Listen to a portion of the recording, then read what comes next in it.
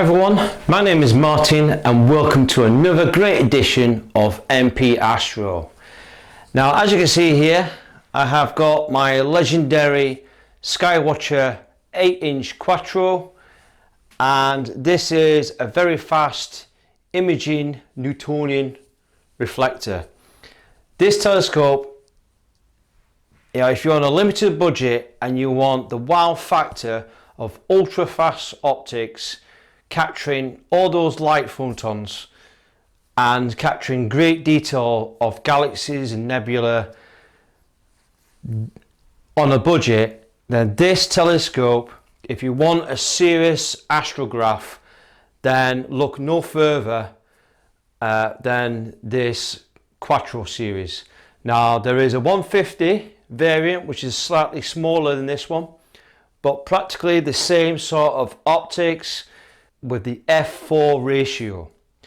But don't get me wrong, you've got plenty of aperture to satisfy a lot of targets. Even the 150 Quattro series is still big enough aperture for what it is. It really is an amazing little telescope. It's literally half the size of this one. They also do a 10-inch model, and on rare occasions you can get it a 12-inch model of the Quattro. But again, the main problem with a telescope like that, you need a beefy mount. Even the 8-inch Quattro here, with all the add-ons, the guide scope, the power distribution, the camera, all the other attachments included on there will add a lot of weight. So even with this HEQ5 mount, you're really pushing that mount. Ideally, this telescope is normally fitted onto my NEQ6 mount, which is a much bigger mount than this, and that's where this telescope usually goes. It goes onto that mount in my observatory shed. So that's where I will use this telescope. I will never use this telescope on the HEQ5 mount. It's a bit too much weight for that. So yes, you've got to consider, when you're buying a Quattro, consider buying something to match your mount. So the 150, if you had it all fully laden up, then the 150 will need a HEQ5 mount without a doubt. So previously, for my last video I did, which was, I did that review on the Nexus focal reducer and chroma corrector, I mentioned that I did everything I can possibly do, all the modifications on this Quattro. However, a new product has just popped up. Now I think this has been going off for a year, and I think there was already a product review based on it. I would say I'm not going to mention the channel, because I did try to contact this certain individual and he never replied back to me, because all I wanted to do was ask a few questions, and he totally sort of not answered back on the information that I needed to know, which was quite rude, to be honest with you, considering I subscribed onto the channel and just asked some genuine questions. I was just completely ignored, which is not acceptable. You know, end of the day, I mean, you should listen to your viewers and your subscribers, all right? Receive that input. Yes, there's times when you've got so many subscribers, sometimes it's not possible to see all those messages. I mean, it can be quite hard and difficult. But I did try to contact this individual on his channel quite a few times, and again, completely ignored my reply. I don't know if it's YouTube that's not allowing him to see the messages, but it's just strange that I did want to ask about it. So I'm not the first to review this product by any other means. However, with my channel, when I buy something new or I buy something that's a modification, I like to show the evidence. In other words, test out the equipment in action on a live astro imaging session to show to you guys and girls and everyone how it really performs. It's okay to show how you assemble it, which is fine, But using screenshots of your last imaging session doesn't prove anything at all. You want to see the real evidence, the real hard-earned facts of how, when you buy your equipment, you spend all that hard-earned cash on certain things that hopefully helps to improve this telescope. I like to test the products out so that you can see exactly how these work. All right, so it's okay showing screenshots of your previous imaging session, but it doesn't prove anything at all. All it's just proving is like, maybe that's just staged. Maybe you're just doing it because you're sponsored and you don't want to upset the company. With my channel, when I buy something, I buy equipment that I'm going to use. All right, I'm not sponsored by any other means. And whatever time I buy something, I have the freedom to express what I feel about the product. Because at the end of the day, a lot of manufacturers don't like to send stuff to me because they don't want to hear the truth. And that's what you guys and girls and everyone deserve to hear, is the truth. From a real astrophotographer that's been doing this hobby through many, many years. And that's what you want to hear. You want to see how that product actually performs. So there's a lot of channels, there are some great channels, don't get me wrong, that I have subscribed to. But some of these channels, I think it's just sponsored a lot. And they don't want to say any bad things about the product because it upsets the sponsor. With me, I'm my own person and I have the freedom to review what I review. End of the day, I'm here to help the astro community. So I've also been checking online. I found a new modification to uprate that spider. So I will provide the links below. All right, you can get these products. So before we start, please hit the like button. If you're new to this channel, please subscribe onto my channel. Also share this video out, because again, yes, it's been reviewed before. However, this is going to be a video that's going to show you exactly through the camera. Okay, so everything that you see that I'm imaging, you will see it directly from the DSLR camera. All right, so you will see exactly. All right, so there's not going to be any screenshots of a last image, previous image that I've done or whatever. This is going to be exactly what you see. I'm actually quite curious how this performs. All right, this new modification, but we're going to take a closer look on this product. So please share this video out and don't forget to hit the notifications bell, because again, by hitting that bell, scroll up, select all. By doing that, I'll keep you notified for any new videos that I publish out very, very soon. So to that on, if you want to find out more about this product we're going to undertake and prove and show you how it performs, please keep watching and let's do this. So we take a closer look on this product that I've just bought. Now this is the modification. Now this is the Backyard Universe secondary mirror. This is the spider for the Skywatcher 200mm Newtonian telescopes. Now this modified spider is a model BU 2022-003, part number prod 13973.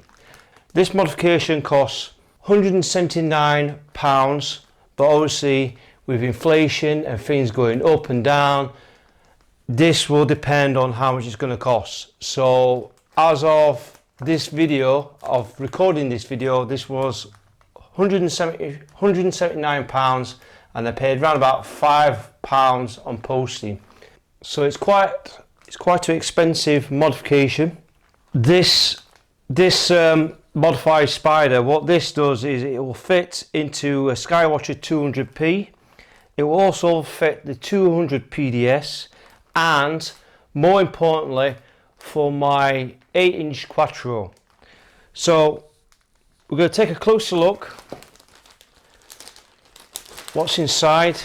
You'll get the main vane itself, and as you can see, it is well made. CNC aluminium, which is ionized with a matte black colour. So you can see it's quite well made. It has 1.0mm thick splines, so they're slightly thicker, a lot more sturdier than the standard Skywatcher spider vanes. Now the spider vanes on that are very flimsy on the Skywatcher, very flimsy. So this is high precision manufactured, and apparently it's perfectly lined, so everything here is spot on to the dead center. It is pretty heavy. I have actually weighed this, and it weighs around about 308 grams, so it is quite robust and heavy. The internal diameter is around 233 millimeters, so it will fit the Quattro, fingers crossed, as we go along the video. Hopefully this is the one that will sort out my collimation issues.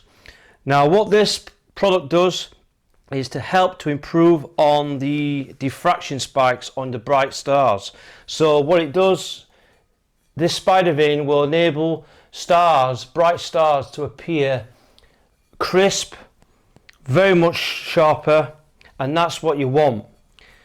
Now the build quality also helps to improve the collimation stability of the Newtonian telescope, which will provide better than the standard flimsy metal spikes.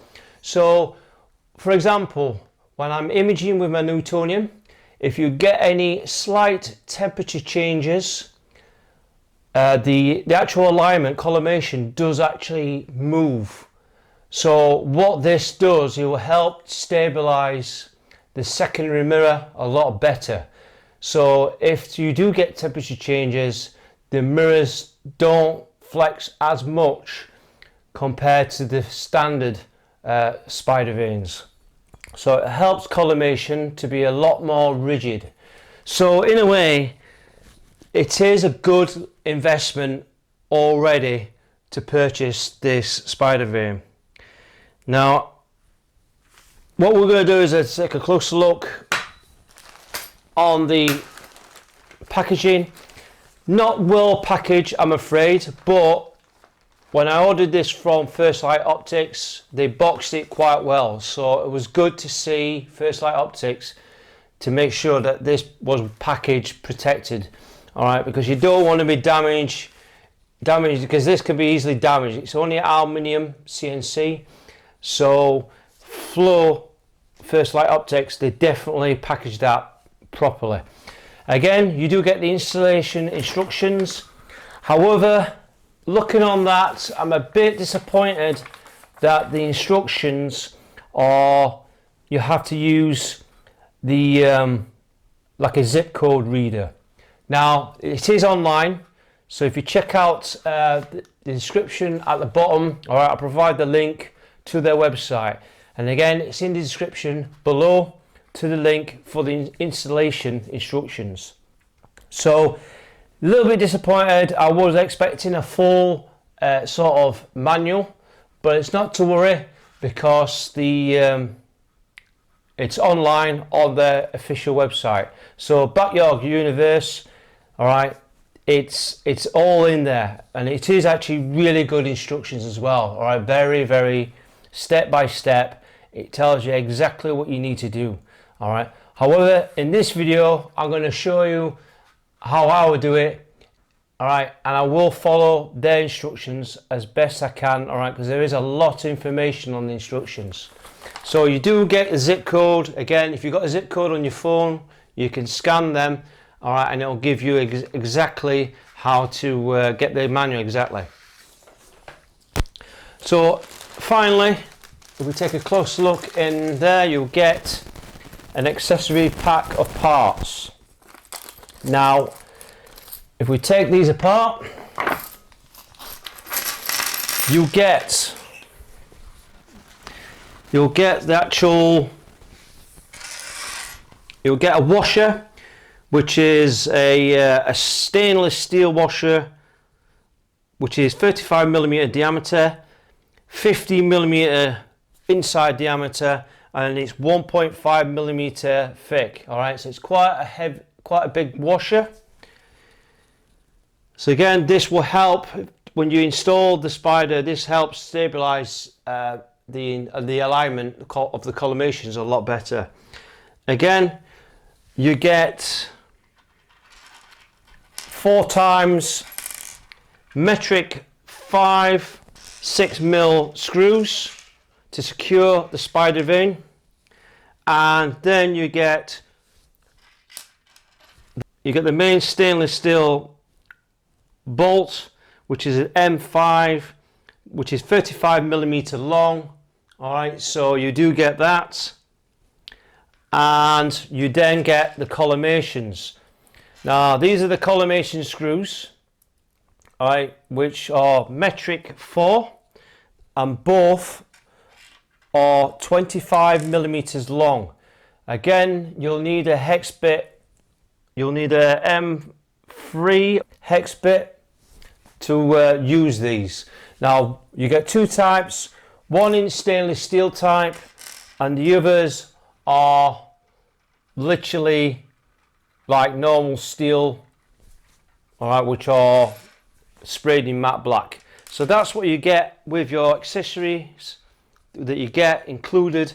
So these parts are needed to fit the actual modification. All right, so you'll need to check, see if you've got all those parts together. Again, if you are missing stuff, inform First Light Optics or Backyard Universe if you're missing any of those items, and I'm certain that they will deal with your problems. So with this spider, first impressions, I'm actually quite satisfied on how well made this is.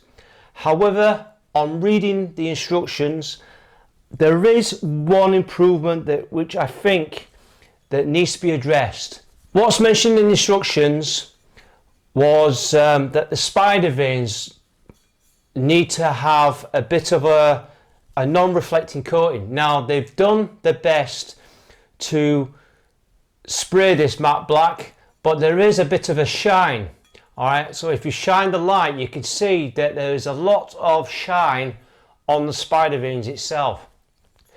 Don't get me wrong, the company Backyard Universe does actually mention to use some non-reflective flocky material, which I have here. Now, obviously they've described that they're going to try a different kind of material.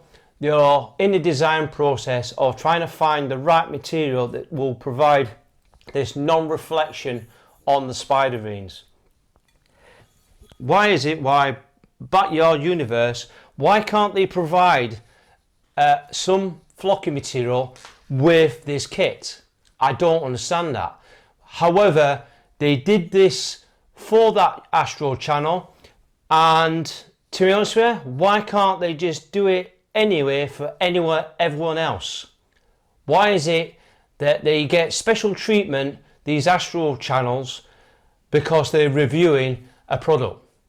So this is what I don't get, is why can't this company provide you with some flocky material anyway, so that you can stick it on there?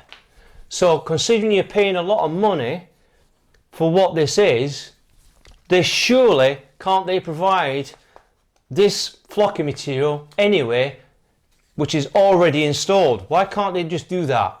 Because that will make this will make more sense. So as you can see, yes, they have used the best of the abilities to use matte black, but there's still that reflective shine. So I had to provide my own flocky material. The sizes I've used, I'm going to have to cut this into 88mm long, all right, and 18mm thick strips. So I'll cut these individually, because at the end of the day, anything with Astro, I don't know what it is, anything to do with Astro products, why is it products are so expensive. Yes, inflation is on the increase, and I just don't get it why anything with Astro prices are pumped up 2, 3 times, 4 times the amount. I understand why this company are charging this amount, because it does require a lot of material to use and machine this out. All right, so yes, you do get a lot of wastage on this material, so I understand why this product costs so much. But for sake of a few pence, can't they provide you with some flocking material in the first place? So something I like to address this issue, because I think this company could do better and treat everyone the same. Don't provide special treatment to top Astro channels, because at the end of the day, I don't know if I can believe them or not. So I thought I'd highlight this issue. So the good thing about the instructions as well, it does highlight that the tools you're going to need is you're going to need a 4mm Allen key, a 3mm Allen key. You're going to need a set of vernier calipers. Again, they don't cost a lot of money, but it is crucial that you get a vernier caliper with a depth gauge like this one. So this one has a depth gauge here, all right, and that will provide the readouts there. Ideally, get a digital vernier caliper, which are going to be easier to read out. For this one, this is just a basic one. If you don't know how to use this, again, all right, use a digital one. For me, I've studied mechanical engineering, so I know how to use these using the scale. Okay, so I know how to use this device. And also, you're going to need a medium cross-point screwdriver to fit this modification as well. So we're going to cut these flocking material, and we're going to stick the strips onto the spider vane before we install the install it into an optical tube. Again, cutting them down. Right, these are 88mm long and 18mm width strips. Okay, and you need to make 8 of these. And again, they're quite easy. You just peel back the adhesive covering like so. All right, and then what you're going to do is you're going to stick these strips into the spider. So as you can see there, I've had to adjust it. Again, I made this one a little bit too thick. All right, so I'll need to trim that down. Okay, but you can see the idea. What you do is you stick these on. Okay, and as you can see, if you compare it against the light, you can see straight away a massive improvement on one bit. Again, you need to do this on both sides of each of the spiders. All right, stick those strips together one by one, each side like that. All right, and that will help to reduce that glare. Okay, so if they're a little bit big, just trim them down, not to worry. Okay, just use a nice sharp knife just to trim them down. All you're doing is to stick these on, all right, and to reduce that glare. So as you can see now, we've installed our 88mm long strips, and I must admit, you can tell straight away the shine is literally gone. Now, you do not need to put Velcro strips around the edges here, all right, the edges here, or the edges around the secondary mirror holder housing, all right, this part here, only on the vanes. All right, that's all you need to do. Everything else you do not need to do. All right, just purely those vanes. I'm going to measure the thickness, because obviously when you add these when you add these flocking material, all right, it does add a bit of thickness. So I'm going to measure them up, and on mine the flocking has made it a little bit thicker, 2 millimeter thick. All right, so they're not 1.8, they're now 2 millimeter thick, using the flocking material that I've used. The flocking material that I've used is from First Light Optics. Again, the link's below. So if you want to order some flocking material, feel free, check out a link, flow through the flocking material. All right, and as you can see there, you can see what a massive difference it is from the shine here to the vein itself there. So you can tell a noticeable difference. So anything else like the sides or the actual part here, you don't need to do that, only on these veins here. You can use flocking material, or you can use much better black matte paint. Again, you can buy it. Again, feel free to spray this in matte black if you want, all right, a much better black. But again, they say advise to use flocking material for this purpose, so I'm going to use that for the purpose of this video. So then, guys and girls, what I've done here is I've got my Newtonian Quattro placed on this special table cradle, telescope cradle mount. Now this is, if you've not seen that video, please check it out at the link at the top. I actually did this telescope cradle support on there. Really good little project, and really handy when you're doing anything to do with collimation or you're working on that telescope tube, because don't forget the Skywatcher Quattro is quite a big telescope for its size. Now I seriously advise you, if you haven't got a table like this that I made, you can do this modification on the telescope connected onto your mount.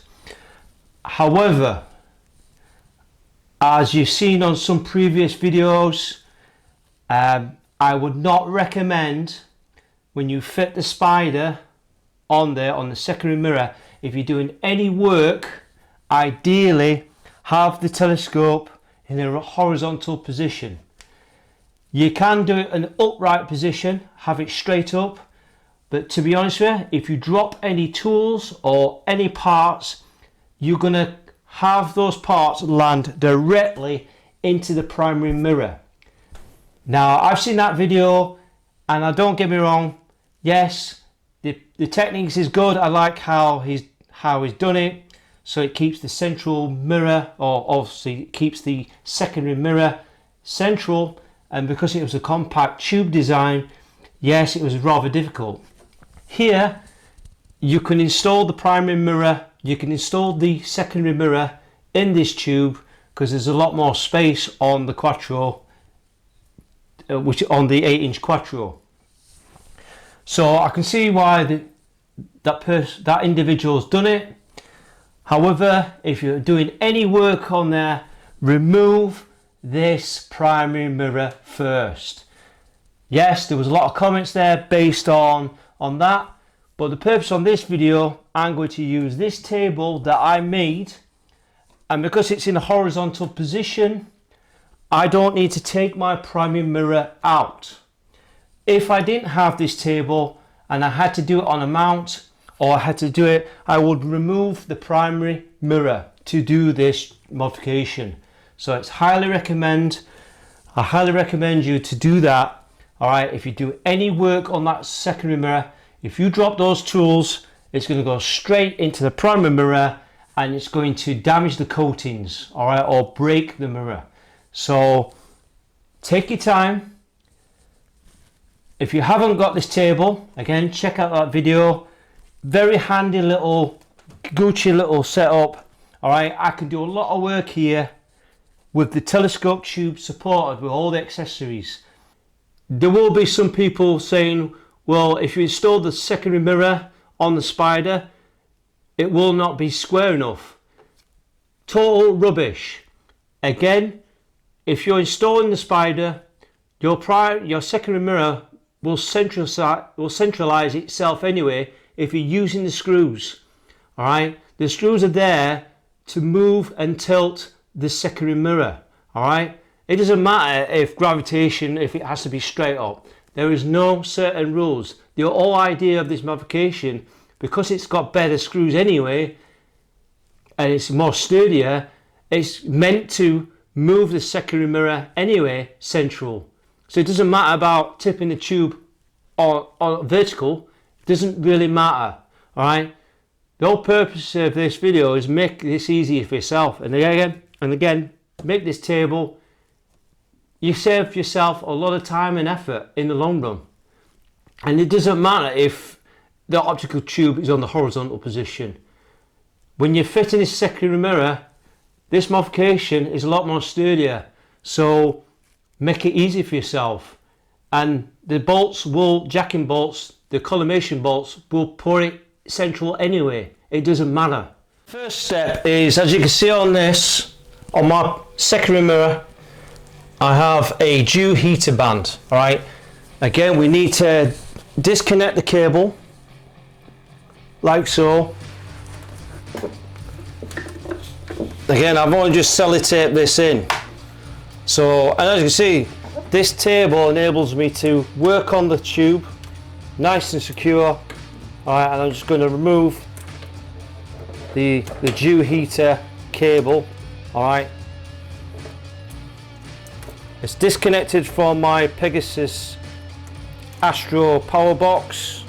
Alright, so we just take the cable out. Now, as you can see here, we need to, now there's two things you can do.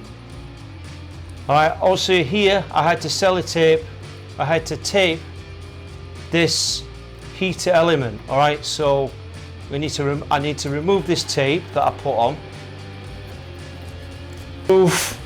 The next step is, after we've taken the cable off the power box, we need to remove these screws here. There's quite a few screws here that supports this part here, so we need to remove those screws to enable us to remove this end cap here. So as you can see here, I'm removing these screws, these 6 screws, using the medium Phillips screwdriver. Again, this table enables me to support the telescope whilst I do the work, keeping it in a horizontal position so that I don't drop any of the tools or parts into the main tube and damaging my primary mirror. As you can see there, we're removing these screws. You may need to go underneath, tilt the telescope up to get your screwdriver to get the bottom screws.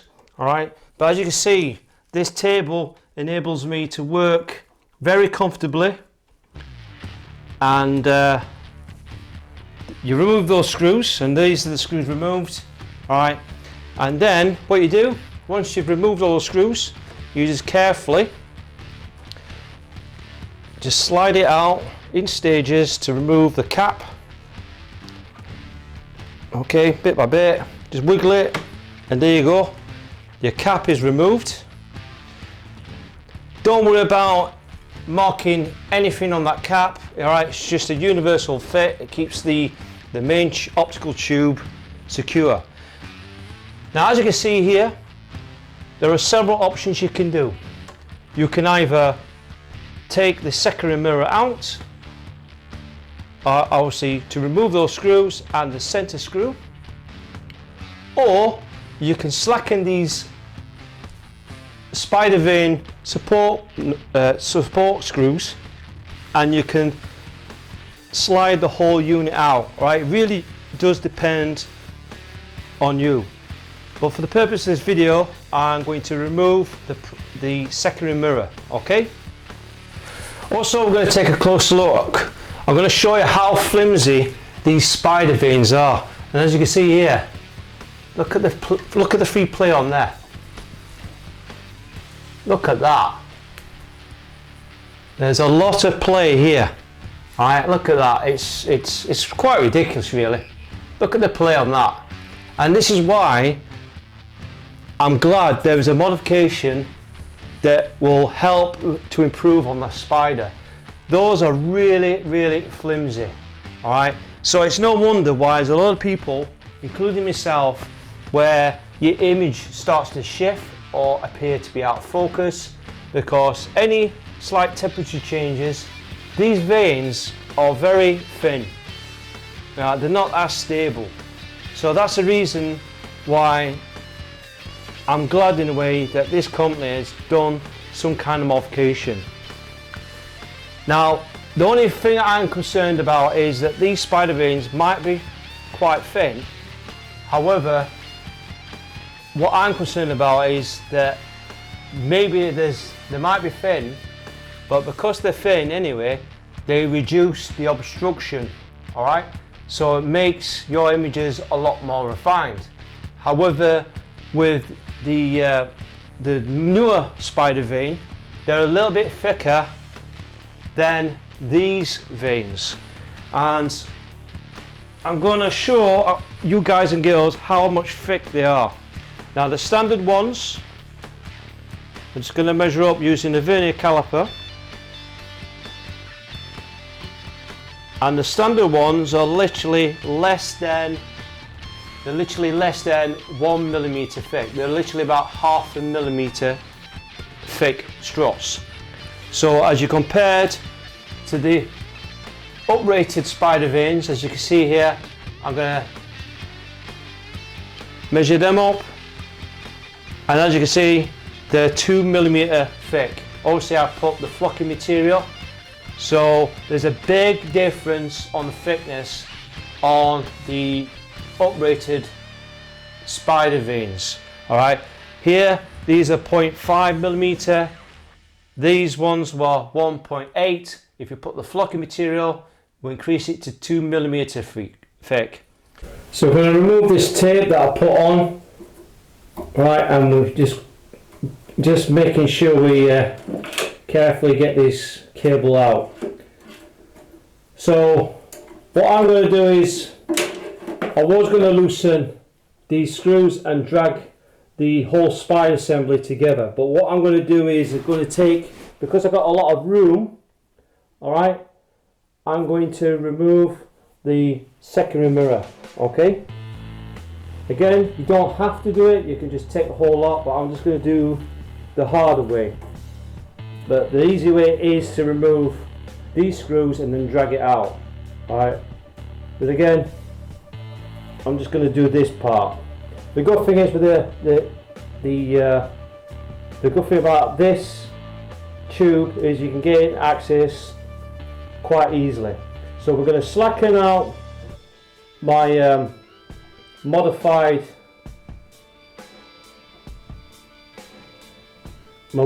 collimation screws. Again, highly recommend that you get these, alright, because you don't need to use any tools. This is something that I would suggest that Backyard Universe could really have made these hands-free nailed knobs with the kit. That would make sense, because again, yes, there is the screws, but to be honest with you, I rather prefer these types, alright, so you can take them off by your hand, alright, makes the job a lot easier. So why can't the company provide these screws as part of the kit anyway? So, and these just simply just unscrew. Then we're going to use a cross point screwdriver. There will be a spring inside the housing. Okay, so you're going to hold the secondary mirror, okay, hold it in place, and you just unscrew the center screw like so, and then you can remove the secondary mirror carefully, get a good grip of it, and you can then ease it off like so, and there you go. There's the secondary mirror removed. As you can see on this secondary mirror, I've painted with some non-reflective matte black paint. Alright, you don't need to have this housing, you can paint this with this matte black paint and it does a decent job, providing you're careful. Alright, let it dry properly. Alright, and it literally coats all the reflective surfaces on there. Now bear in mind, the newer Skywatcher have already done this for you. So the new Quattros will already have this non-reflective paint anyway. Alright, so this will be already painted. So some newer models will have this already done for you. But again, if you've got an older model like this one, then I'll provide the links below where you can do that. Again, this modification helps massively to reduce stray light. You also notice there is a heating element for my secondary mirror. Alright, really handy. It will stop dew from forming on the secondary mirror. Alright, and you won't get any of the dewing problems. Alright, so get yourself a dew heater for your secondary mirror. It's a definite must. So we're going to put this in a nice safe area. So I'm going to put this in a plastic box away from dust, keep it nice and clean and protected. So now we remove the secondary mirror. You then take out the screw and the spring. Okay, you need to keep the spring. You then remove the thumb screws, the 4 thumb screws. Now again, you have to tilt the tube slightly, and you're going to remove these screws independently. And the good thing about this now is once you remove these, it will now become a lot easier to work with on the main tube.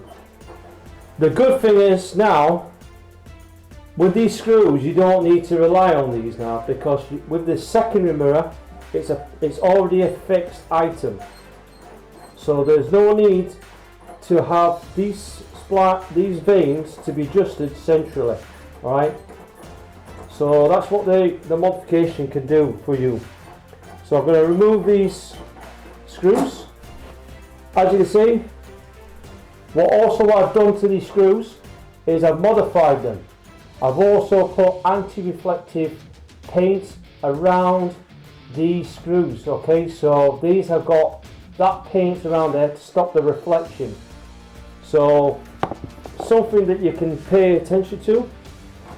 You then remove the spider, and as you can see, it's nicely removed. This table format makes jobs a lot easier. So as you can see there's the flimsy spider, and you can see it's not the best made. Look at it, it's horrible. So yeah, it's just one of those things. Also, it's a good idea before you install the secondary mirror, it's probably a good idea to clean the tube surface. Just make sure it's nice and clean. You don't need to use, just use a cloth, alright, a semi-damp cloth, just get rid of some dust particles and all that. Also at this point, you may wish to flock the inside of this tube, alright, on this part, using some flocking material that you have. But personally, you don't really need to do it, because you have already got baffles that will stop and prevent some of that stray light from entering the tube. So with these baffles already sticking out a good 10mm each all the way around, all right, they will prevent any stray light on this part anyway. So there's not really a requirement to install some flocking along this part here, all right? There's no real need, all right? I've never had any real issues at all. And the reason why I'm saying that is that, yes, if you put the flocking material in there, it's going to be harder, it's going to be much harder to install the secondary mirror, the secondary spider assembly into this main tube. Because it's a tight fit, you may need to cut the flocking material down to enable you to fit the secondary mirror in there. So it's a tight fit. So you don't really need to put some flocking material inside there because you've got the baffles that does the work for you. All right. So there's no requirement to do that. A point to note is, I just need, with this assembly, you're going to make sure that the deeper hole is facing that way, okay? You're going to make sure that this spider hole here, the deeper recess, has to be facing that way, or say outwards. The inside, which is this part here with the shallow part, needs to face at the inside. Also, you notice there are ridges here on the side. They're like little gaps. You can see the little gaps here. This spider goes a certain way. Now, luckily for me, there is a little bit of where the tube is joined together and welded. This seam here, you can line up this primary, you can line up the spider, and you're going to make sure that this gap here slides across like so. All right, so it fits a certain way. Okay, so as you can see here, that's the way it goes. All right, so you're going to make sure that that gap here is aligned with that seam. Okay, and the good thing about that seam is it does actually help you install the secondary spider correctly.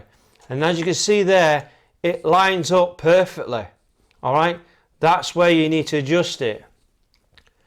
So we're going to fit this spider in there onto the main tube itself, and as you can see, it's a tight fit. So again, if you're struggling, then remove the primary mirror and then do it that way. But personally, because I haven't flocked the material, I should be able to slide in this modification quite easily. So it takes a bit of time, and as you can see, it fits in there just. It's a nice tight fit, and that's what you want. So you slide it bit by bit, take your time, and you just want to line it up like so. It will go in. All right, so you just keep going until you line up this spider onto the screws. And this is the reason why I didn't want to flock this part, all right? Otherwise it'll make it much more difficult. If you have already done it, then it's probably advised that to remove that flocking material. But as you can see here, I can line up. Now for the holes, you can twist this spider, okay? But you just got to be very careful. So as you can see here, the holes aren't quite lined up. So what you do is you can grab the spider, just twist it nice and slowly, okay? Don't put too much effort, and then just keep lining it up to those holes.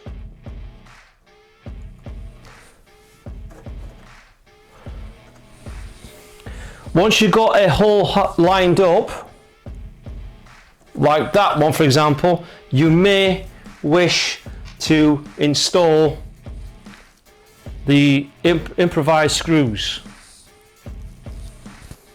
So using your 3mm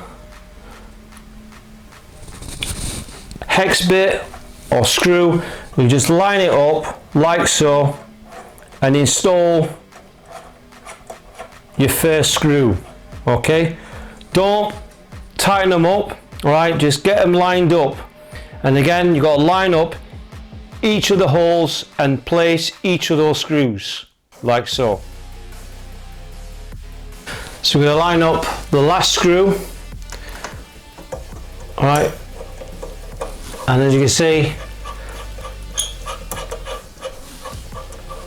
don't over tighten them, make sure they're nice and loose. So as you can see, I've got the bottom one here. Again, I had to like move the telescope up so I can get the screwdriver in there to put the bolt underneath. But once you've got the 4 screws, this is where this part is crucial. This is where you need your vernier calipers using the depth gauge, okay?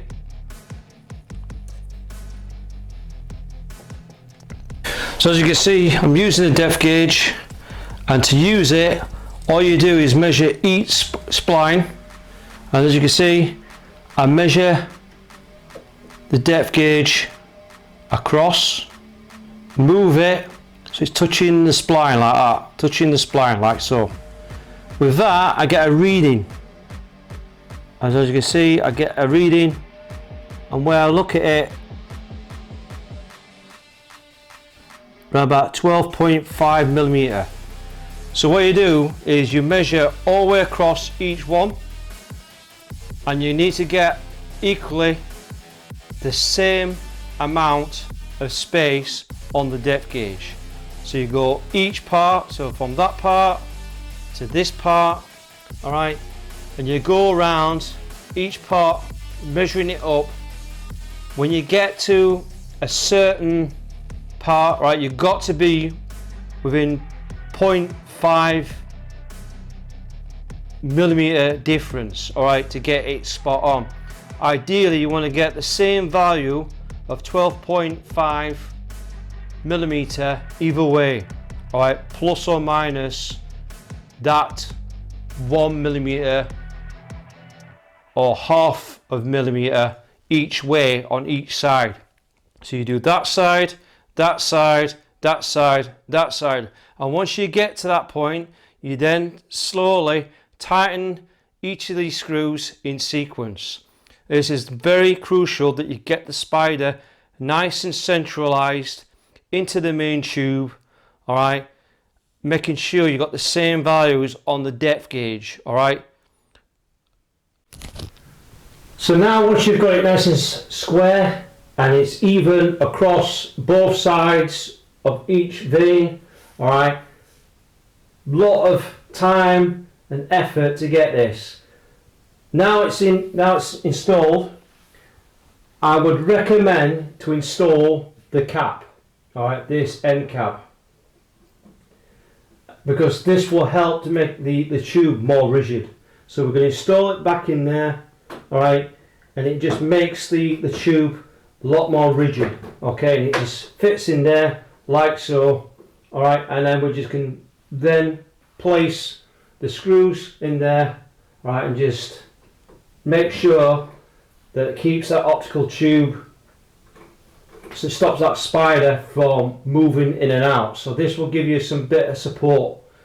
So we've put the end cap tube bracket support on there, and one thing I need to highlight is when you install this, I did a slight mistake. I had to retake this out and then realign it, and the only thing I forgot to do was, well, you got these gaps here, you got the seam, you've got to make sure that this open part here is aligned up with the seam, the join seam on the tube. Alright, so when you line one of these up, all of this should be aligned properly. Alright, so that was my mistake. I had to retake it out and then reinstall it back in again. So that's installed. It helps the tube a bit more, you know, it makes the tube a lot more rigid.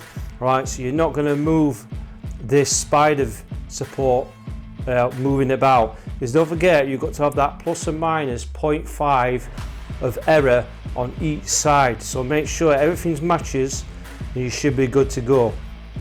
There is one thing I need to point out, I'm a bit disappointed slightly that this spider is not flush with the actual bracket itself. All right, so you've got this little bit of a gap here. So as you can see there, there's a good 5mm gap. I would like to have seen that the spider vane to be matching over this cap, or try and make it close as damn it. All right, this could be a bit of a dust collector at this part here, which I'm not really happy about, but I think the only main reason why it's like this is that this spider is a universal fit. It will fit the 200p. It may be different on that model. It may be different on the PDS and the Quattro. So I can understand why they probably designed this spider so it can fit 3 types of telescopes. However, a bit disappointed that I would like to have seen some kind of, make it sort of mated in there. But it is secure, it's not moving about, and it is quite sturdy already.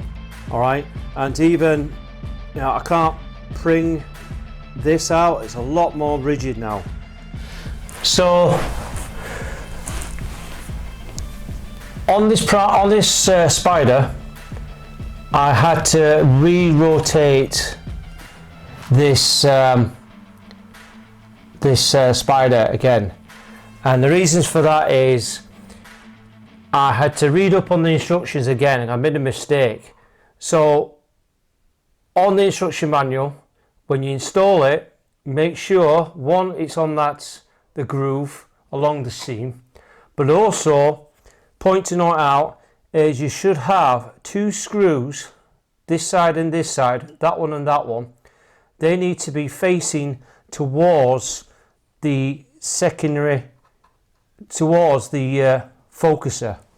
So now I don't know what, obviously for the reasons for that, it's just to make, the reasons for that is to make collimation easier to adjust. So you can relate to these 2 screws. Now these 2 screws are adjacent to the focus tube. Okay, so as long as they are pointing that way and adjacent that way, that is the spider installed correctly. As you've seen in the last few clips before, I had this wrong way around. So you've got to make sure that these 2 screws are facing towards the optical tube or the focus tube, okay, adjacent, okay, adjacent to the focus tube and those 2 screws, okay. You can see there's the focus tube there, and then these bits, these 2 screws are adjacent to that tube. All right, so you've got to have them 2 screws facing towards the optical, towards the focus tube there. Okay, so make sure them 2 are aligned, and then that's you good to go. So the other thing is make sure that your deep hole, the one that's countersunk, the deep hole is facing away, not facing towards the primary mirror. The shallow hole, the recess at the back, should be facing the primary mirror. So again, don't get these wrong way around. So the deep hole will be facing towards you, not the primary mirror. The shallow hole should be facing the primary mirror. Okay, so there are the precautions you need to take when doing this modification. So now it's a good opportunity is to get, also I'm going to take a closer look on the secondary mirror, and as you can see we need to clean up the base of this secondary mirror. Now we've got to clear up with a bit of kitchen roll. Now depends on how bad your face is. See with mine, you can see that base is slightly indentated, but not that bad. If you've got deep indentations like that, you know, really deep, right, where the screws have literally just drilled into the base of the secondary mirror mounting. All right, alternatively, what you can use is get yourself some fine sandpaper or emery cloth, all right, and you just quickly, just carefully clean up the surfaces nice and easy, right, just to get rid of some of those deep burrs. Okay, try not to get any of the grit onto the coating, all right, but you want to get these relatively flat and smooth, all right. But luckily for me, these indentations are not that bad. If you take a closer look, all right, you can see there are some indentations, but they're not affecting the face of this mounting. Okay, so you just got to carefully just sand it down, just clean it up bit by bit. Okay, try not to get any of the grit on the coating. All right, so just take your time. All right, but what you're trying to do is trying to get this base as clean as possible. Okay, I can place my washer. This is the washer I'm going to be using, and with that, it says in the manual to use some silicone, so I'm going to use some black silicone, and what I'm going to do is carefully, what I find easier is grab the washer, with the washer place a thin smear of silicone, okay, just a couple of blobs, and just what I find is to work your way with the silicone, all right, just a thin coat, all right. So with this silicone now, I've got this thin coat of silicone.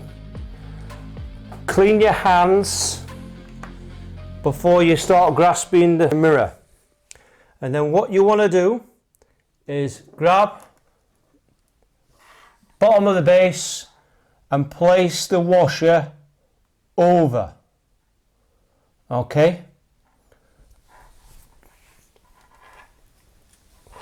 As you can see here, I'm just letting that silicone rest on that washer, okay, and then what I'm going to do is tip it round and just rest the washer onto the base there. All right, so I'm going to leave that to dry, give it about half an hour, because this is quick drying silicone. All right, but you only need a little bit of silicone, black silicone ideally, but you can use any other silicone, but you just let that rest on there for a good half an hour, and you should be good to go. So now, after you waited a good half an hour or hour, depending on what silicone you use, your washer should be will be fixed like that. Okay. Now the reason why we fit this washer is that this will give you a much more stability on the collimation. So it is actually quite important to install this washer. All right. So again, you've just got to take your time, be patient. Now before we start putting this secondary mirror in place, bear in mind the assembly is to use the stainless steel bolt provided with the kit and keep the original spring. And imagine this spider vane is the modified one we're replacing. Remember that when we install it, we put the screw at the front, okay, which is countersunk, and then you put the spring inside here. So when you fix it, you then screw all in place together, like so. So obviously I'm doing it now so you can I'm showing you how it looks when I fit it into the optical tube. So you put the screw at the front where it's the deeper hole, where it's countersunk, thread it through, put the spring in there, and then place and then tighten up as necessary. Okay, that's how it works, that's how it's supported. So now, before we put it in, just do a quick check on the secondary mirror. Use a blower brush to just blow off any remaining dust particles.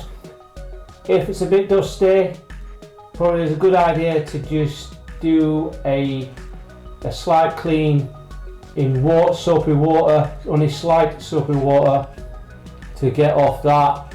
And then obviously, if you've not seen that video, I did a really old video on how to clean a Newtonian mirror. Okay, this is the same principles with the secondary mirror. Alright, but this one's not too bad. If it's a little bit dusty, don't worry about it. Alright, this one has got a few specks of dust, but it's not deteriorating the performance. However, if it's really dusty and dirty, then please follow that video what I did many years ago, and that will take you through that stage. Alright, how to clean it properly. So now we're going to replace our secondary mirror. Okay, this is going to be a bit tricky, but just take your time as you install it through.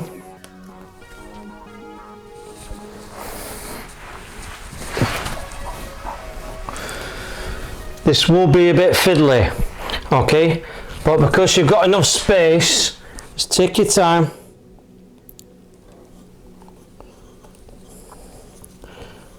Okay, now I think it's going to be easier if you place it on the secondary mirror easier, but I find it's not so. So then you grab your screw, use the issued screwdriver, use the issued screw with the kit, don't use the original. Then place the spring at the back, like so. Then what we're going to do is get our Allen key and just thread that like so.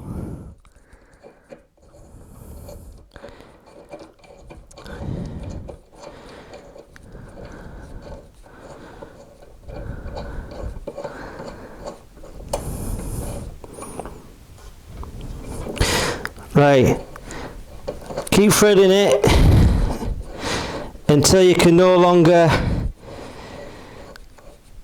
Okay, so now it's not too tight, it's screwed on. Now don't worry about the secondary mirror being the wrong way around. What you want to do is, once you've got on a few threads, you can rotate the secondary mirror. So rotate the base like so, like that, and there you go. You can use the supplied Allen bolts, but I'm going to use my own modification, which is these 35mm nailed knobs, okay, and I'm going to be using these, but you can use the other screws if you wish, and you just screw these in.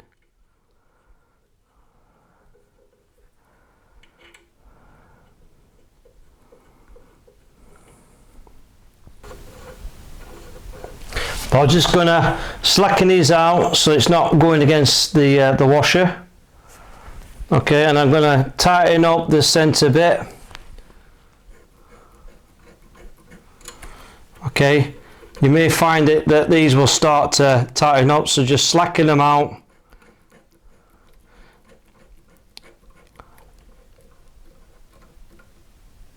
Right, this has to be tight. Right, you'll feel it get tight, but you need to slacken these out and get this one, slacken these all the way out. This bolt should be threaded all the way through.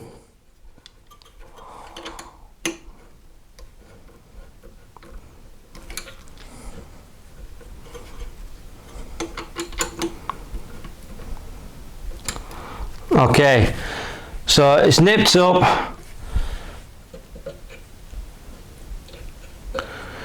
Okay, so that bolt now, when we slacken these out, this second mill will drop down a bit. Okay, so you're going to get a bit of movement anyway. So now these bolts here are not resting on the secondary mirror. Okay, this bolt needs to be tight all the way down. Okay, nipped up, not too tight, but just nipped up so that you've just got a bit of movement. Okay, so now you just nip these up, and I can feel that these screws now are hitting the base of that secondary mirror mounting there.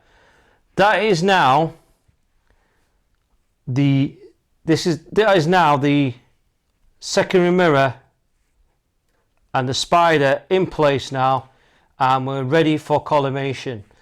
Now you can do it horizontal, or like the other channel suggested, is you can now tilt the whole tube in a vertical position to then allow obviously the primary, also to allow the secondary mirror to be sort of in a upright position, so that there's no tilt on the secondary mirror. Because if you notice, if I slacken that, this actual secondary mirror sags down because it's in that horizontal position. So I can understand why that channel suggests is to keep the tube up. Alright, because I'm using these screws, I do not need to worry about dropping any tools into the primary mirror. So I can actually tilt the tube upwards and just use these screws here to do my collimation. Alright, but as you can see now, I'm already starting to see how sturdy it really is compared to the standard spider vane. This is a lot more robust, a lot more sturdier, and it seems that the secondary mirror seems to be held a lot better than the standard obviously spider. So already is a massive improvement overall looking at what I'm seeing here. The good thing is I can place this cable for my dew heater, and I can put this actually in line with the vane. Okay, so this, because it's a thicker strut, I can secure this cable here a lot better.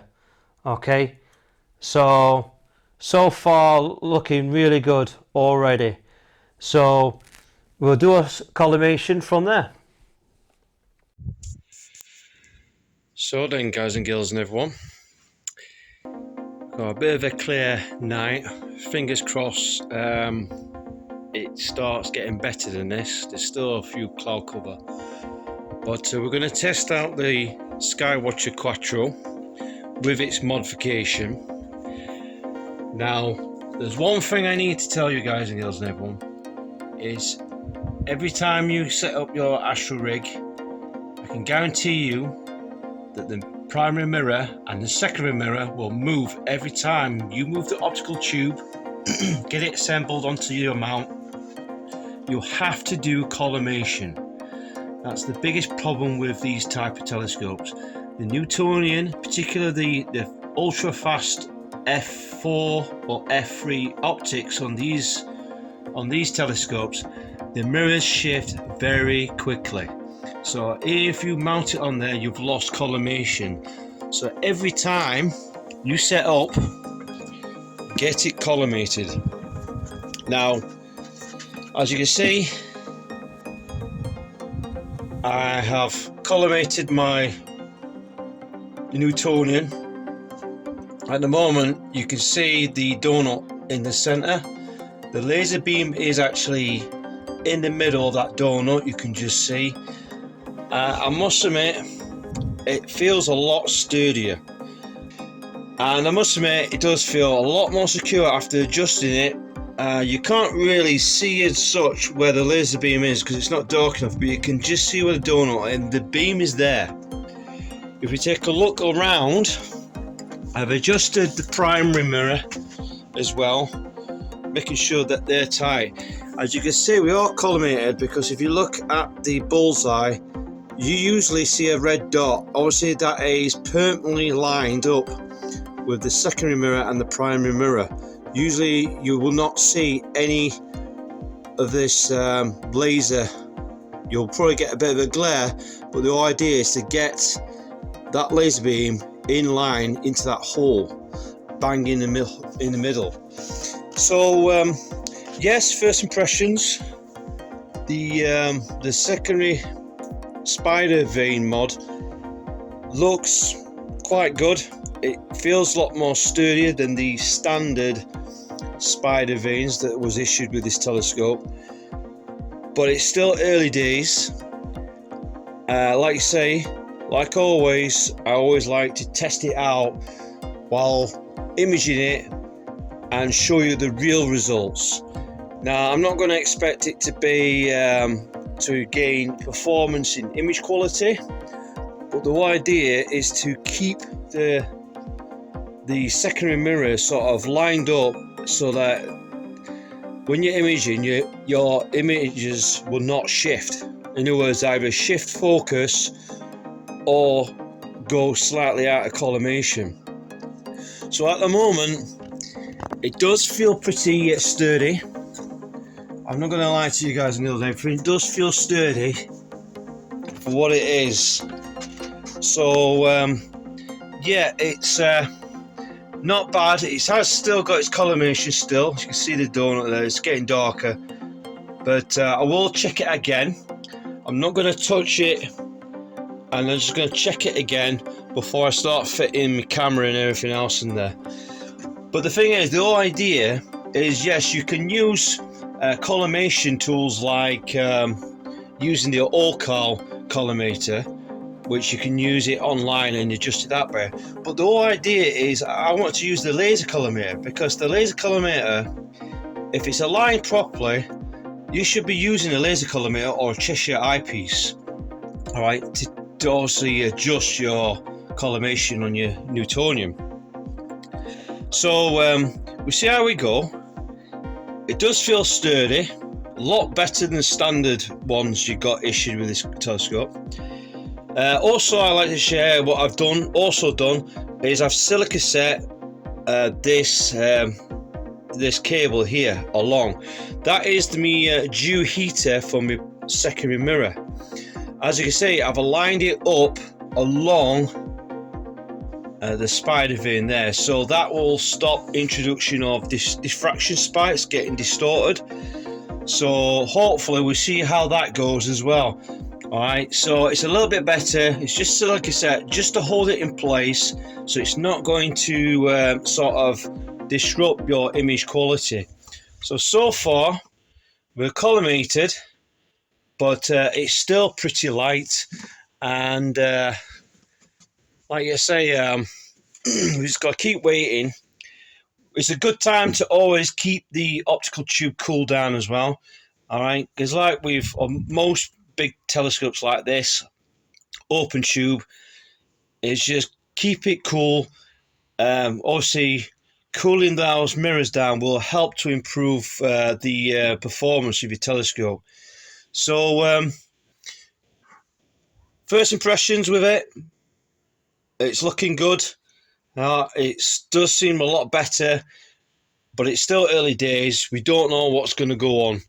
So I don't know what I'm going to image tonight because I've only got a small window. So come midnight, I'll probably be expecting probably about 2 hours of darkness. So if it all plays ball, we should be okay.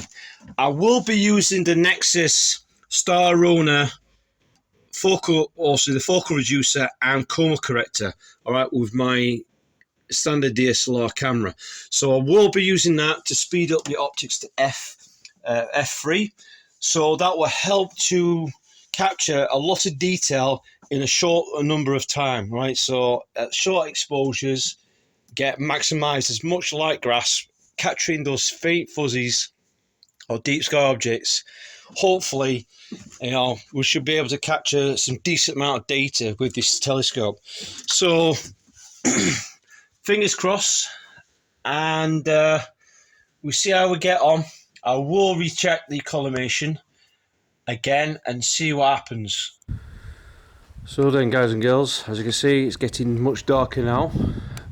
I've waited an hour, and what I've done is I've left the collimator laser on, which is not ideal because you can just run out of batteries rather quick leaving a collimator on for about an hour.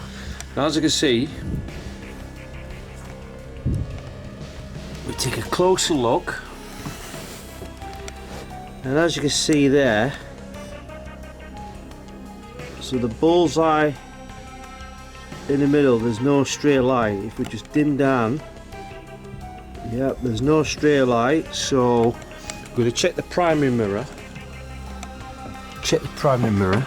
In fact, no, the secondary mirror. There's the secondary mirror there. And as you can see, if we can just make out and zoom in,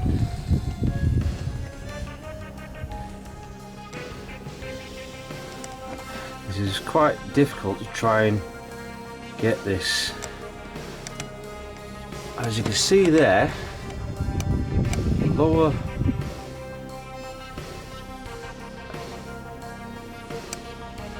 I don't know if you can see that. It's quite difficult, you know. Just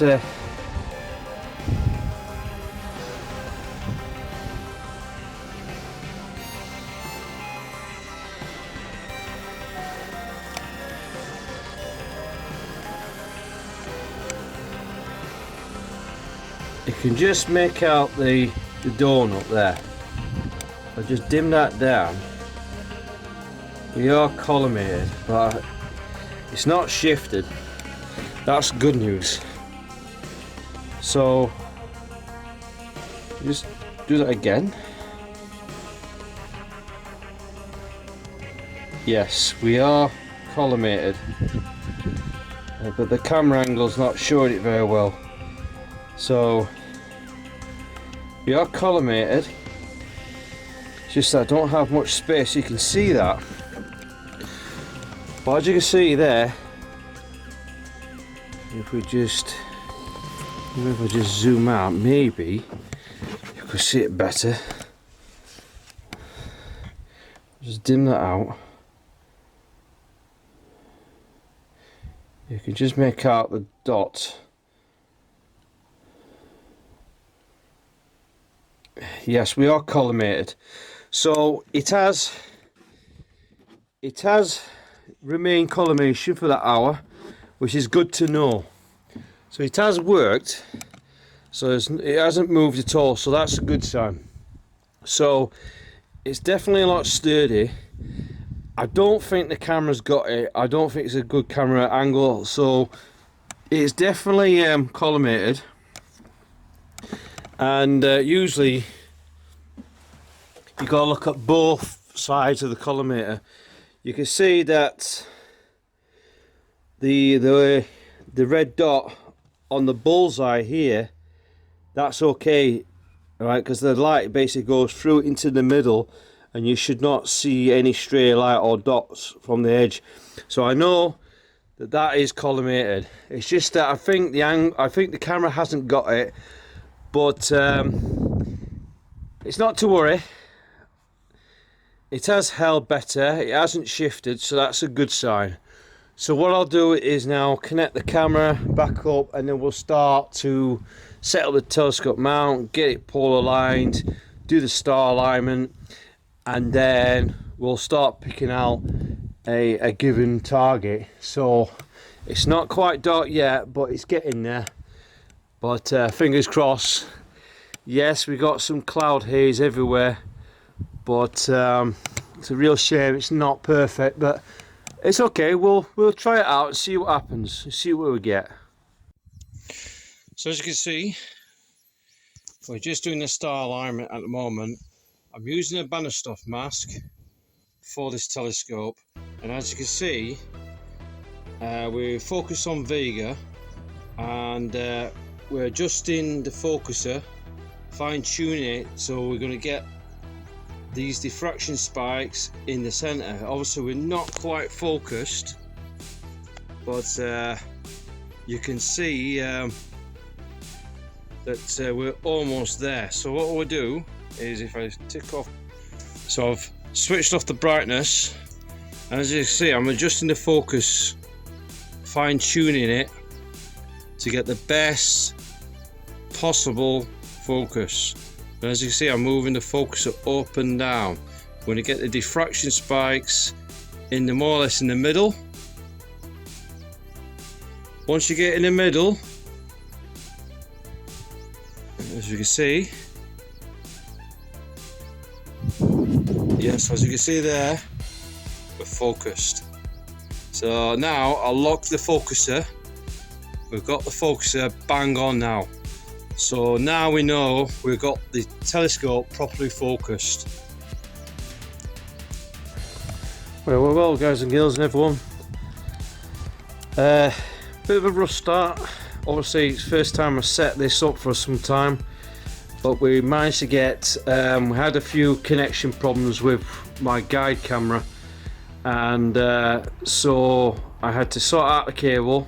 It was a faulty cable, and I managed to get PhD guiding now. So thank God PhD guiding has identified my GP cam, guide cam, and as the moment we are imaging NGC 6888, which is the Crescent Nebula. So at the moment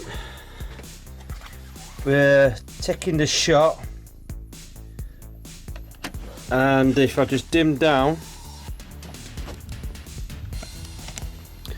as you can see, I haven't got much space to show you exactly, because it's obviously I'm quite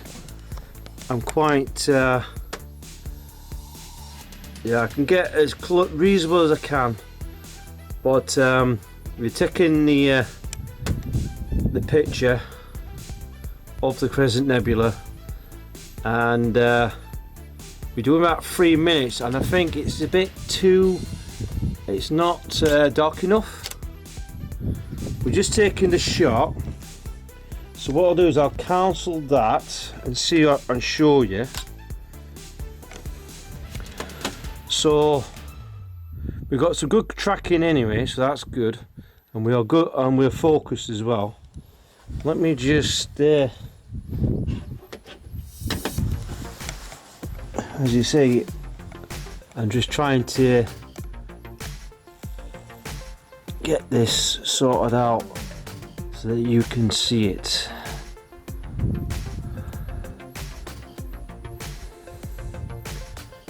Right, so okay, so as you can see there, if I dim that down a bit,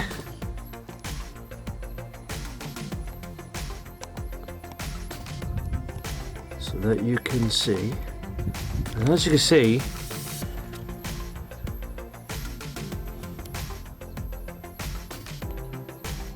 yeah, as you can see there, we've just got it there. So it's pretty small, but we've got it bang on in the middle. So that's good to know. So we have got it, but it is tiny, and the camera's just not picking that focus up quite well. So it appears that all the stars are all quite corrected. There doesn't seem to be any collimation issues, but I can't really exactly show you exactly until we have a close look. All right, but we're capturing the data. It's not quite dark enough. We'll give it about another half an hour, and then once we're done, I'll start taking the pictures that way.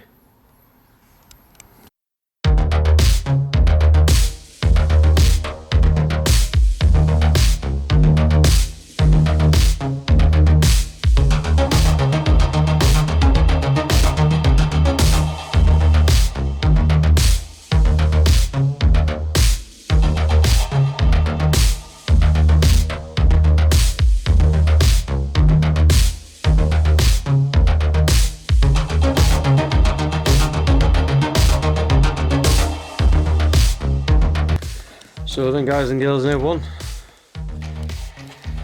I've got a bit of a field day at the moment. I decided to move from the Crescent and go for the Solar Nebula, and I must admit everything's working hunky-dory at the moment. So at the moment I'm still doing the 3 minutes exposure time, and like I say, these objects are quite high up in the sky, which is ideal, and that's exactly what I want. I try not to ruin the shot, but I really want to show to you guys and girls and everything that I've had no dramas with the image shift. It seems to be focused all the way through, so we're hoping this is it's working now. I mean, that secondary mirror spider is definitely a lot stable, and I'm still in focus, and we will see when we take a closer look on the pictures, but so far everything's looking really good. And I mean, I'm going to sacrifice this shot. Okay, we're doing the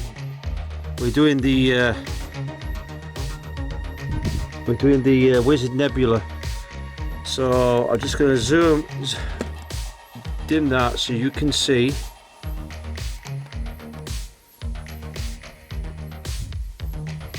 Oh, look at that. That's very impressive. And yeah, that's very impressive. So if we zoom in,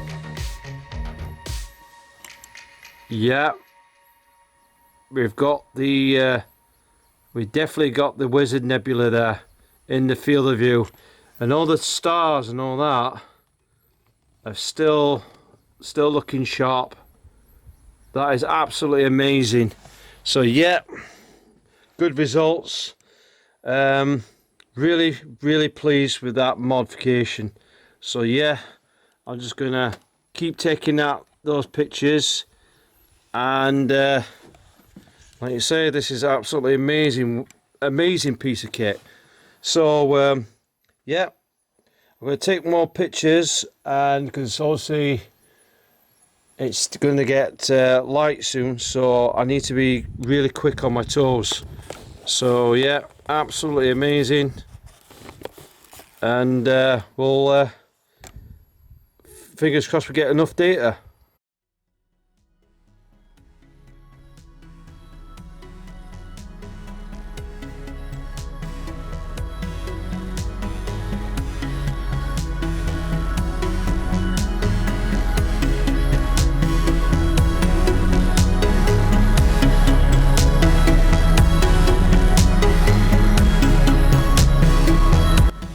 So I'm on the last target now.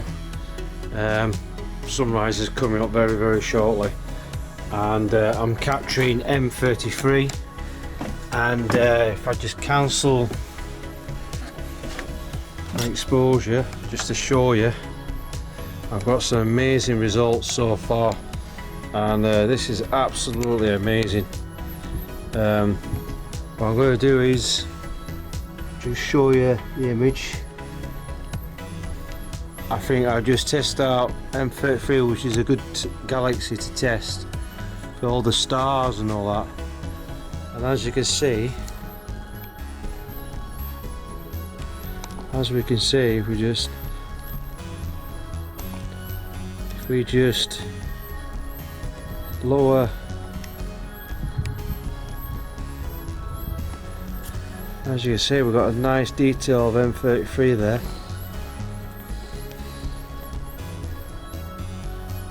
Yeah, lovely detail.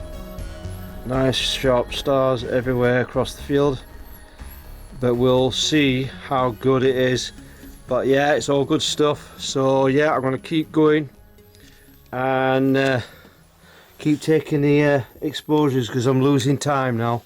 So wish me luck, and let's get those photons before it gets light.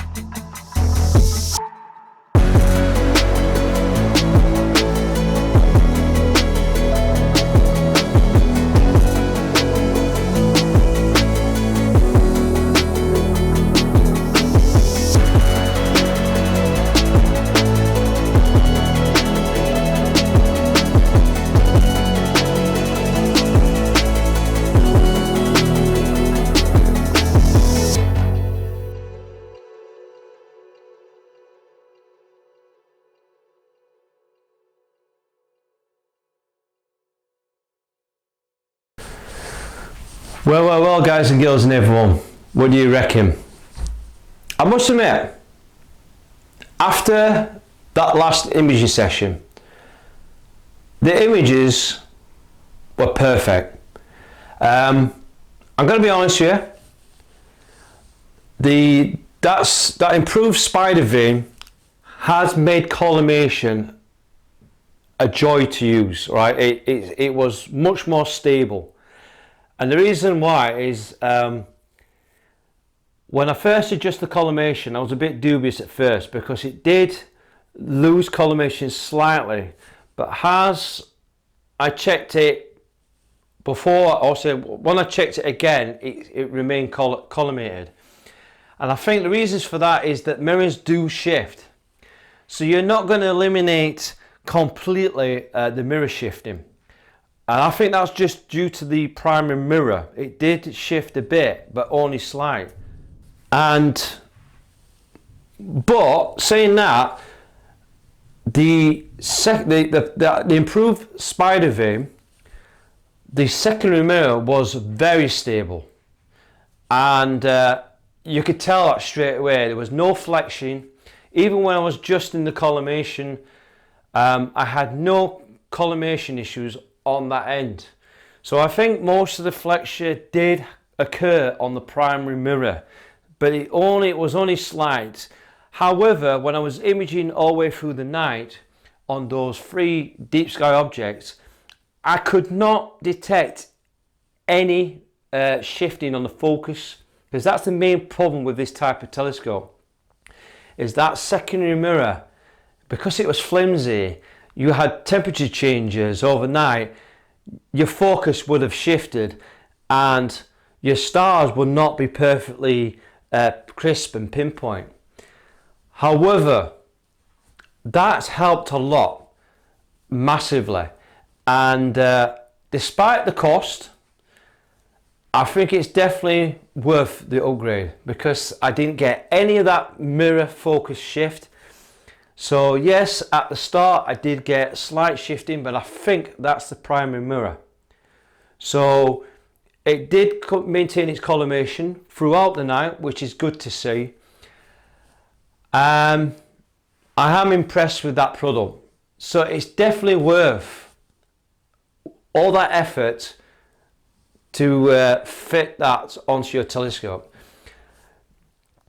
Why can't Backyard Universe include the flocking material and flock the sides anyway? I don't understand why they not included that in the package. You know, you spend all this money on a product, you expect all that to be assembled together. It does recommend in the instructions to use the flocking, because that will get rid of the reflections, because you've still got a bit of a shine on that spider vane. So it does tell you to fit a bit of flocking material on the edges, which is completely fine. I could see from the images I did not get any internal reflections or glare. So it does help with the image quality, but I don't understand why they haven't included that, the flocking material. Also, I can't understand why you can buy the darkened edges sort of dew shields that you can fit on the secondary mirror.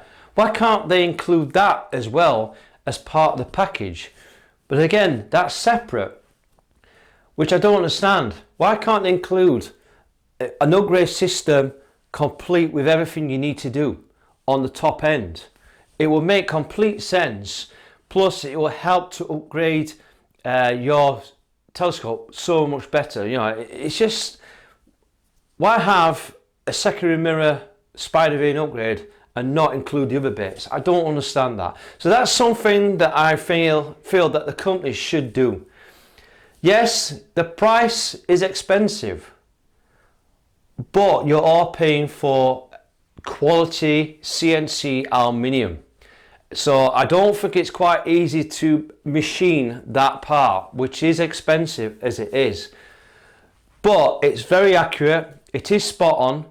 And as you can see, looking at those images, as we take a closer look, I could not see any distorted stars. But we did get very crisp pinpoints of diffraction spikes. So it really does actually refine your image quality a little bit more as well. Because my collimation was a lot more stable than the standard spider vanes, I did get no mirror shift. I managed to get focus all the way across through the night without no dramas, and I managed to achieve perfect focus, collimation maintained very well. So the only thing I feel that the mirror has shifted a bit because it was getting cooler during the night. So obviously I did have shifting on the primary mirror, but not so on the secondary mirrors. So it maintained the collimation on the top half. So yes, the product has made a massive effect on making the collimation not only more stable, but easier to collimate and much more stable. So, and also the image quality was a lot more refined. I noticed that the diffraction spikes are a lot more refined as well, which actually quite amazes me the most, because the spider ring is a little bit thicker material. I thought that would have affected the telescope overall aperture. You know, if you had a bit more of an obstruction. I was a bit dubious at first because the material, the spider ring, was thicker than the actual standard spider rings, but it actually didn't make much difference at all. So I still got really good image quality there, and I'm actually happy how stable the top half is. So apart from that, this Quattro has been such a joy to use. Now again, I don't understand why Skywatcher haven't developed a Quattro with solid aluminium spider vanes, but I think they should do that to help towards improve this awesome telescope. So that's something that Skywatcher should look at. You'll notice that a lot of high-end, high-precision Newtonian reflectors, particularly the Takahashi ones, the yellow tube ones, they do have a solid spider vane, aluminium spider vane. And I'm sure that some of the Sharp Star variants as well, and telescope service variants, the high-end imaging Newtonians, they have solid metal spider vanes. And the reasons for that is they probably are a lot more stable. I'm glad that there is a upgrade kit for your budget imaging Newtonians. So would I recommend this product? Yes, I would. I will give this a 4 stars. I would like to give it 5 stars because purely I think they should include the flocking material, and I think they should have thrown in the Dew Shield darkening hedge secondary mirror cover as well as a package. I think they should have done that. But apart from that, the instructions were very clear, very easy to understand, and to fit it all was quite easy. It took half an hour's job just to do that. You just got to be careful with the optics on the secondary mirror, but everything else was very easy to assemble. It really is. So I'll give it 4 stars. It did help with the image quality, and the biggest factor is it actually maintained focus. It didn't shifted, so it did help a lot. I'm not going to guarantee that it's going to be totally flawless. I really think it will affect if you get any sudden temperature drops between the night. It might actually shift. So I can't guarantee that it's 100% completely adequate, because in the day, that's the thing about Newtonians, is the mirrors do flex from time to time. As soon as you get a temperature change, a massive drop particular, your focus will shift. It's the way it is with this type of telescope. So yes, it does minimize that shifting. However, it's not 100%. So there are things, I can't guarantee that this mod works 100%.